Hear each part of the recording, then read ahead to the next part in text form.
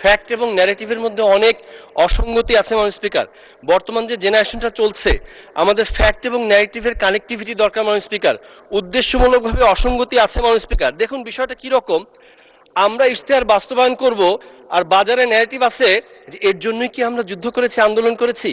মাননীয় স্পিকার, এই মহান সংসদে মাথার উপর বিসমিল্লাহ, দুয়ারে দুয়ারে সর্বশক্তিমান আল্লাহ, এখানে এতগুলো দাড়ি টুপির মধ্যে আমাদের এখানে আলাদা করে বারবার ধন্যবাদ আসার কথা ছিল। এটা অনেক বড় একটা ঘটনা মাননীয় স্পিকার বাংলাদেশের ইতিহাসে।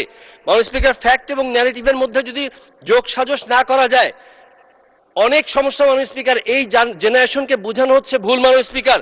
দেখুন মাননীয় স্পিকার, জুলাই সনদ বাস্তবায়নের জন্য আমরা অক্ষরে অক্ষরে পালনের জন্য দাঁড়িয়ে আছি, অথচ অবৈধ আরোপিত আদেশ নিয়ে সারাক্ষণ কথা হচ্ছে মাননীয় স্পিকার বাজারে বাজারে।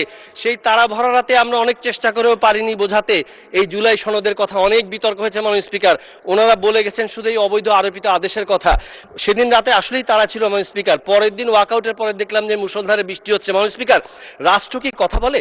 রাষ্ট্র কি সিজদা দেয়? তাহলে রাষ্ট্রভাষা কি আর রাষ্ট্র ধর্ম কি মাননীয় স্পিকার? অধিকাংশরা যেটা করে সেটাই হলো রাষ্ট্রভাষা। এই কারণে অন্য ভাষা, অন্য ধর্মকে খাটো করা হয় না মাননীয় স্পিকার। গোলা ভরা ধান থাকলে পাতানকে যেমন অস্বীকার করা হয় না, ঝোলা ভরা রাজাকার থাকলেই দুই একজন মুক্তিযোদ্ধাকে অস্বীকার করা হয় না মাননীয় স্পিকার। শৈবাল দিঘিরে কহে উচ্চ করি শির, লিখে রেখো এক ফোঁটা দিলেম শিশির।